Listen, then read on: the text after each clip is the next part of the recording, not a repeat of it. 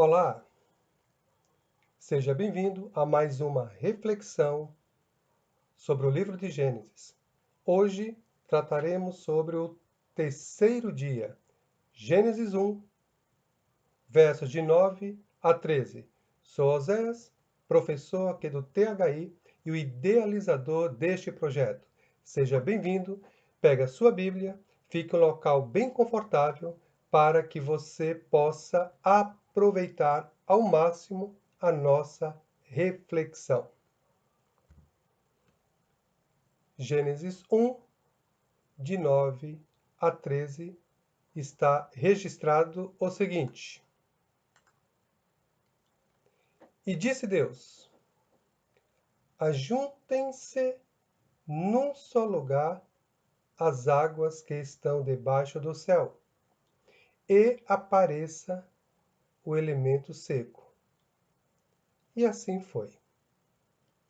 Chamou Deus ao elemento seco terra, e ao elemento das águas mares. E viu Deus que isso era bom. E disse Deus: Produza a terra relva, ervas que deem semente, e árvores frutíferas, que, segundo as suas espécies, dê fruto que tenha em si a sua semente, sobre a terra. E assim foi. Fica atento aqui o verso 11, que vamos comentar logo mais. Se possível, mantenha a sua Bíblia aberta nesse tópico em especial, verso 11, para que você observe os detalhes. A terra, verso 12, a terra, pois, produziu relva, ervas que davam semente, segundo as suas espécies, e árvores que davam fruto que tinha em si a sua semente, segundo as suas espécies. E viu Deus que isso era bom. E foi a tarde e a manhã, o dia terceiro. Mares, terra e vegetação.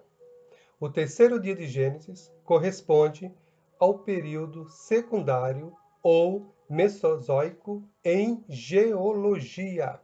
Então, você precisa pegar seu livro de geologia ou dar um Google e pesquisar, humanamente falando, cientificamente falando, o que são esses dias, mesozoico e período secundário.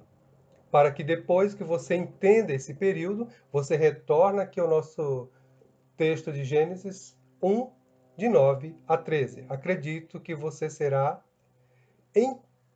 grandemente enriquecido com essas informações. Um imenso mar cobria toda a terra por causa da condensação das grandes camadas de vapor que tinham enchido a atmosfera por longos dias, centenas de anos ou milênios de anos, quando o assunto é o ser humano. Ou seja, as nossas aulas são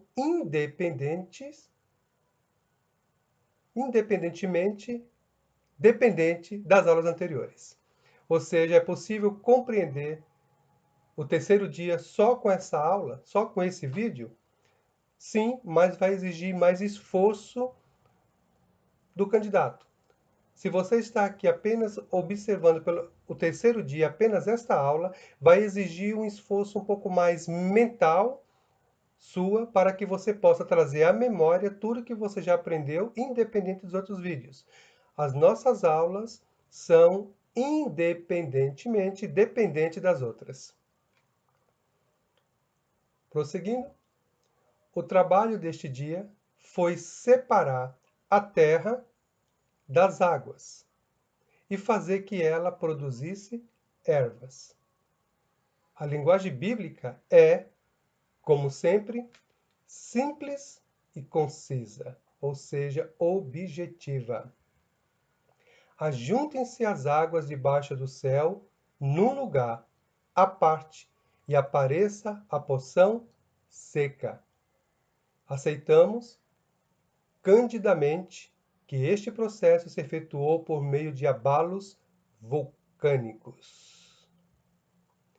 A Terra tinha uma pequena crosta, cobrindo a parte incandescente do interior e uma formidável camada d'água cobrindo a mesma crosta. Esta crosta ia engrossando pouco a pouco, e a água ia lentamente se infiltrando até encontrar a parte interna em fusão. Ainda, o encontro da água com a matéria em fusão produziria inevitavelmente uma explosão de vapores, que, por sua vez, refletiria na superfície, alterando sua conformação grandemente. Sua conformação grandemente. Estes abalos, ou, como chamaríamos hoje, terremotos ou maremotos, levantariam uma certa extensão da terra e abaixariam outra, dando lugar à elevação de montanhas e abaixamento de vales. As cordilheiras, como a dos Andes, as montanhas, como o Himalaia, os enormes picos encontrados por toda a terra e os profundos vales e abismos, creio-se, foram originados por estes abalos subterrâneos. Lembrando que estamos falando de um período muito antigo, muito distante do ser humano. Ou seja, um período em que há apenas o Criador presente. Lembrando que veremos logo mais, ou seja, na aula apropriada, que quando Deus cria todas as coisas, há, com o avançar da ciência, tanto psicológico, de forma sociológica, algo que vai predominar no meio empresarial, ou seja, o local onde você trabalha, algo chamado feedback construtivo. Ou seja, a Bíblia, mesmo um documento tão antigo, continua mais atualizado, isso é um jargão, não lembro quem disse isso, mais atualizado do que o jornal ou a revista que será publicada amanhã. Ou seja, então que são feedbacks construtivos, o que os psicólogos, pessoal de RH, vai estar implantando nas empresas constantemente em reuniões com cada departamento. Ele vai chegar e dizer que você precisa dar o feedback na hora. Ou seja, na criação de Deus, o texto bíblico vai dizer que toda virada do dia, toda tarde, Deus aparecia até o jardim e Adão ia de encontro a Deus. E havia o quê? Um diálogo. Feedback da criação. Deus dando detalhes de como ele fez? Ou será que não? Você decide as cenas dos nossos próximos capítulos. Porque você é um ser feito à imagem e semelhança de Deus. Você é um ser pensante. Você tem valor. Deus enviou o seu Filho, Jesus Cristo, para morrer por você e não por um ser incapaz. Então, por favor, pense. Você tem a fonte primária. Todas as ideias concebidas, todas as ideias teológicas, nascem das Sagradas Escrituras. Mas será que eles estão pegando apenas uma parte de um quebra-cabeça para montar a peça que eles desejam inteira? Será que eles não estão tirando uma peça do quebra-cabeça de Deus para fazer o quebra-cabeça próprio dele, idealizados? Eu projeto algo e procuro nas escrituras algo que favoreça essa minha ideologia? Então, aqui, no THI, você vai pegar as peças desse quebra-cabeça e vai encaixar no local que o Criador deu, no local que o Criador se revelou, para assim podermos compreender a criação de Deus dentro da revelação de Deus, e não dentro de posições teológicas, escolas teológicas. As cordilheiras, como a dos Andes, as montanhas, como o Himalaia, os enormes picos encontrados por toda a terra, e os profundos vales e abismos, crê-se, foram originados por estes abalos subterrâneos. A elevação de uma porção de terra e o abaixamento de outra fizeram que as águas procurassem a parte mais baixa, deixando outra parte descoberta. Esta parte seca foi por Deus chamada terra. E a parte onde as águas se reuniram foi chamada mar. Os vulcões não são outra coisa senão resquício das condições em que a Terra estava neste terceiro dia. As erupções vulcânicas são causadas pelo acúmulo de matéria incandescente que ainda se encontra no coração da Terra, alimentada pela infiltração das águas oceânicas e das que caem sobre a Terra, as quais vão se acumulando até que, uma vez cheia a cratera, dá-se a erupção. O que Moisés diz, em poucas palavras, é tão verdade como é verdade tudo que se tem dito e escrito há muitos anos sobre este assunto. Notemos a ordem da criação neste dia. Que dia? No terceiro dia. 1. Relva. Agora você precisa retornar lá nos versos 11 e 12. Relva. Primeiros rebentos da terra. Erva que dê semente. Árvore frutífera que dê fruto. Moisés não escreveu uma história natural, bem como não escreveu um tratado de geologia sobre a primeira parte deste dia, mas nem por isso sua narrativa deixa de ser científica. Observe a sequência da criação. Primeiro, relva, depois, erva, em seguida, árvores, e assim por diante.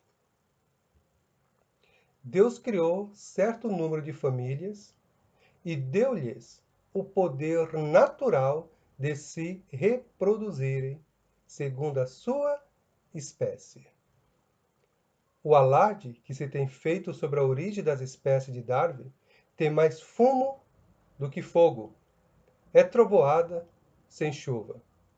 Inclusive, o conceito darwiniano já está sendo superado com o avanço da ciência. Os criadores de gado podem melhorar suas espécies, mas não podem mudar uma espécie. Os agricultores e botânicos podem aperfeiçoar uma planta, mas nunca mudar a sua espécie.